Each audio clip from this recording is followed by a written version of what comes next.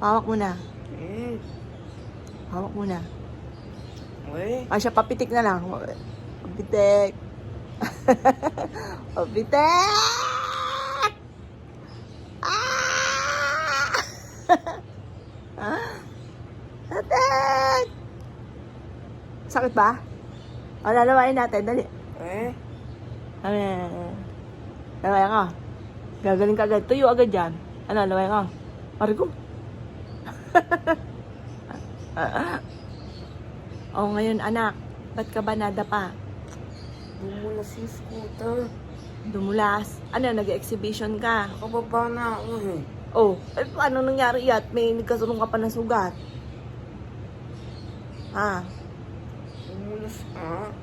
Tapos, nadapa ka. Nakaw.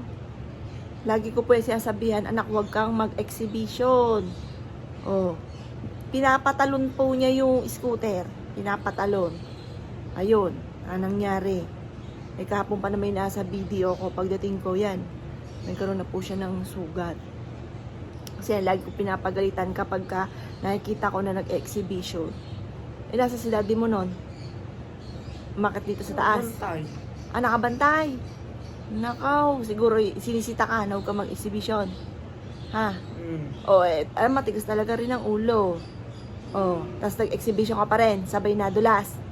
Dapa. O, yun. Kasi kung hindi ka naman, ano yung nag-exhibition, yung marahan lang yung pag-ano, hindi ka maano sa scooter. O. Masakit. Hindi. O, di, makakalakad ka na ng ayos. Hindi pa rin. Ay, akala ko ba hindi masakit? Ha? Masakit ba? Ah, hindi. Asya, pahawak ka. Eh? Ano, hindi masakit? Bilan mo muna ako eh. Ha? Bilan mo muna ako. Nang alin?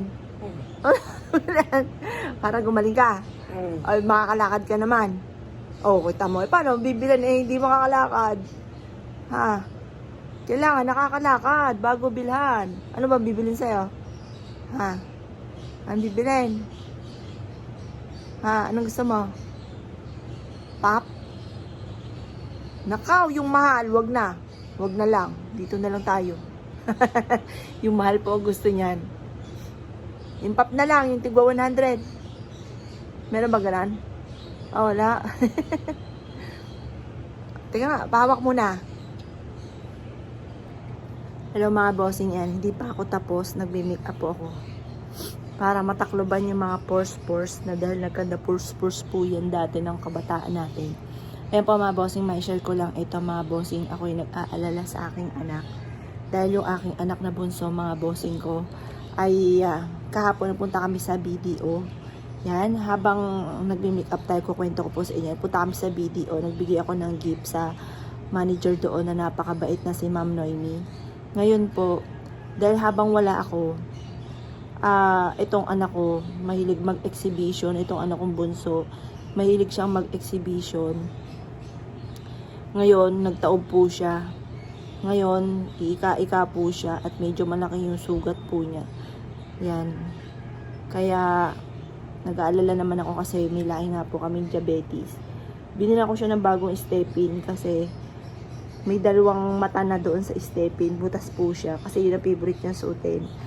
Ayun. Tapos, sabi ko sa kanya mag-iingat po siya dahil bawal sa amin na magkaroon ng sugat kasi nga po may diabetes.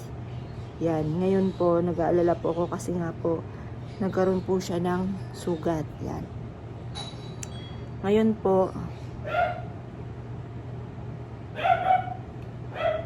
po, ito na po yung anakis ko. Yan, nilagyan ko po siya ng antibiotic para mabilis po siya na matuyo. Yan, ang lungkot po niya. Tapos ito yung pinaka sa pansugat na yun naman po gasgas. Ito yung pinaka matindi. Lungkot, nakakaawa ang anak ko. Kanina po umiiyak siya kasi first time po niya na nagkaroon ng sugat. Yan, sabi ko anak, dumadaan talaga sa ganyan, nagkakaroon ng sugat.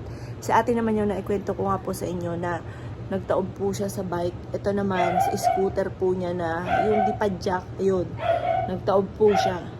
Kaya, naiyak po siya kasi first time siya na nagkaroon ng ganyan. Ako nga po, ayan po yung peklat ko. Yan, anak ko, may peklat din ako. Hindi talaga, parang tumatanda tayo na hindi pwede na hindi tayo dumadaan sa mga ganyan. Ayan po siya. Tingnan natin sa CCTV. Sinong nagdo-doorbell? Tapos ngayong araw na ito, tingnan niyo po yung lipstick ko. Uukitin ko pa po ito bago ko paltan. Yan. Kumukuha lang ako sa lipstick ni Jovelyn. Kasi sayang po. Baka masira. Ma-expired. Yan. Ganyan ako katipid. Tapos, yung mga foundation ko, kagaya nito, wala na po siyang laman.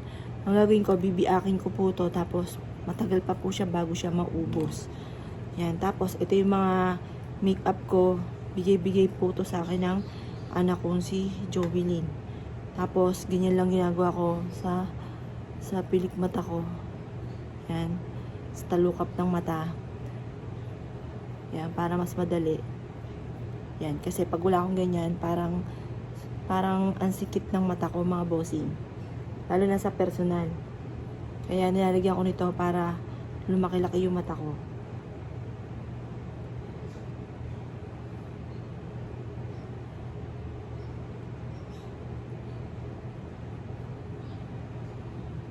Yun. May nagdo-doorbell. May pick up ng Shopee. Ayun, si Kendry Rai. Binigay na yun sa pick up ng Shopee.